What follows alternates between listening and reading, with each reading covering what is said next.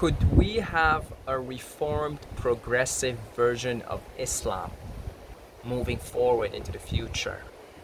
Could Islam be reformed? Could we, could somebody maybe come out and sort of like create a movement of progressive Islam and, adopt some of the modern values of acceptance and tolerance and equality? None of those values are present at all in this cult.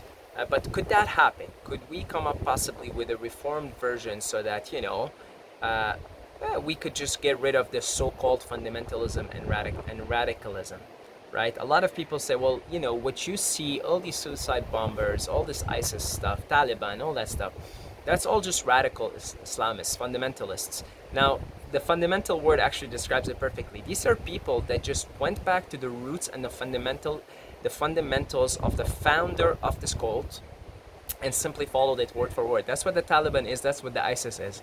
They're following the most authentic version of this belief system, of this so-called religion, right?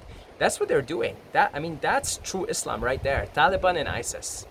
They're following exactly what Uncle Mo did, like almost word for word. Like they really are fundamentalists, really, because they're going to the fundamentals of this. They're radicals. No, they're not radicals. They're just following what their cult leader did, word for word almost. You see? So now the question, could we have like a reformed progressive version that just eradicates that kind of behavior? Well, the short answer is no, because then you would basically essentially get rid of the fundamental ideologies behind this belief system, right? And therefore it should no longer be called Islam, right? It's as simple as that, right? I mean, there are several pretty hardcore verses in the Quran that encourages Muslims to attack the kuffar and the mushrikeen, which are basically the people that do not believe in Islam, essentially. Like, attack them with violence. So if you were to come up with a progressive version and say, no more of that, you don't want that anymore, you would essentially have to scrape like a bunch of verses from the Quran, just pretend they never existed. That's no longer in Islam. Supposedly this book is a miraculous book that has been guaranteed to be preserved by God. So therefore, if you're reading it right now, you're reading the preserved, God-given version of it. So if you were to actually come up with like a progressive, reformed version of it, it would no longer be called Islam. However, while the short answer is no, the realistic answer is we may need to. We may need to, because this is 1400 plus years of brainwashing, brain slavery, trauma in the DNA of the people of those regions, wars, disasters, all kinds of things. So to just simply one day take all that away is not realistic. So we may have to come up with a version and call it Islam, call it like a progressive version, just call it, even though it's no longer Islam, but just do it anyway. Because even people that don't agree with those fundamental values of Islam don't want by name to not become Muslims. There's people like me who just declare it, announce it, just say it how it is.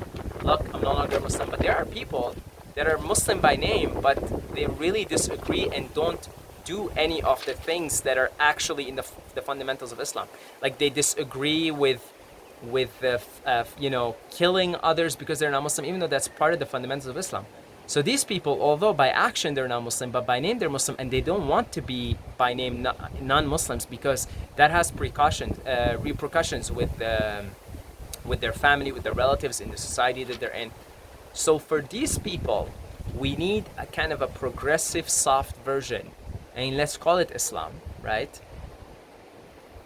And let the next few generations adopt it. So there will be a lot of good that come out of this, meaning we won't have suicide bombers no more and things like that, because that would become the new mainstream Islam, like just a progressive, tolerant, truly tolerant, right, version and just like, peaceful, just truly peaceful, not what they tell you. Oh, we're the religion of peace. Yeah, right, right.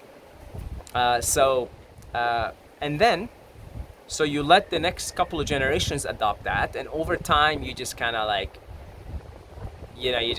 okay, yeah, that Islam is not a thing anymore, right? And just slowly wane it off.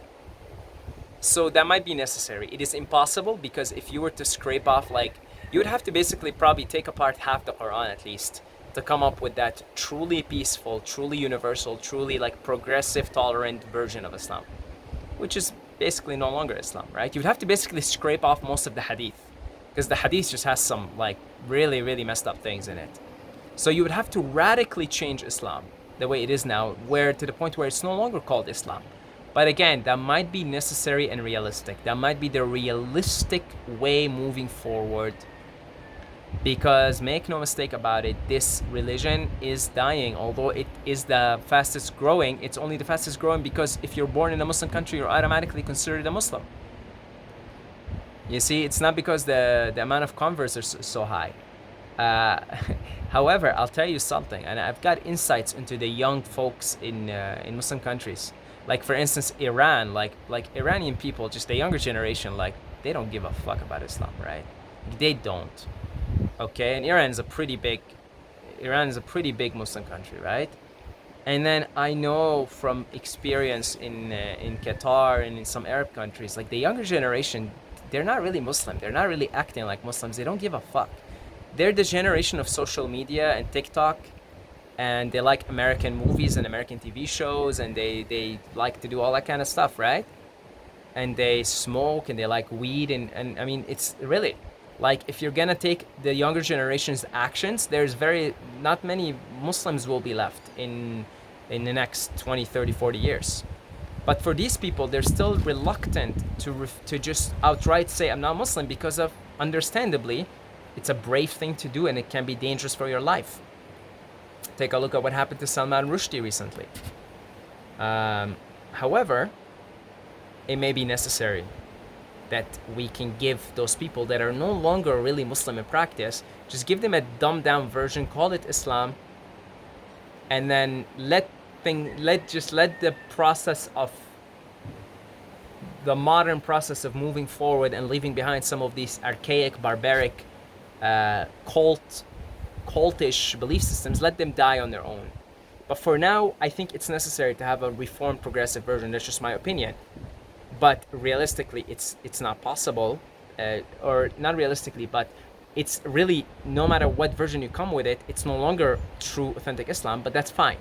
Let's play along with this. Let's just get rid of those nasty things, those nasty verses and hadiths, which is like so much of the Quran's and the hadith teaching. And just let's leave the good stuff. There's good stuff in there, I'm not gonna lie, there's good stuff. There's amazing stuff. Leave it there, give it to the new generation. They'll be peaceful, they'll be nice, they'll be tolerant, and then the process, it'll just become obsolete over time. Okay, it's just like, it can't survive. It cannot survive the modern world. Islam just can't survive it. It can't survive the future. Okay?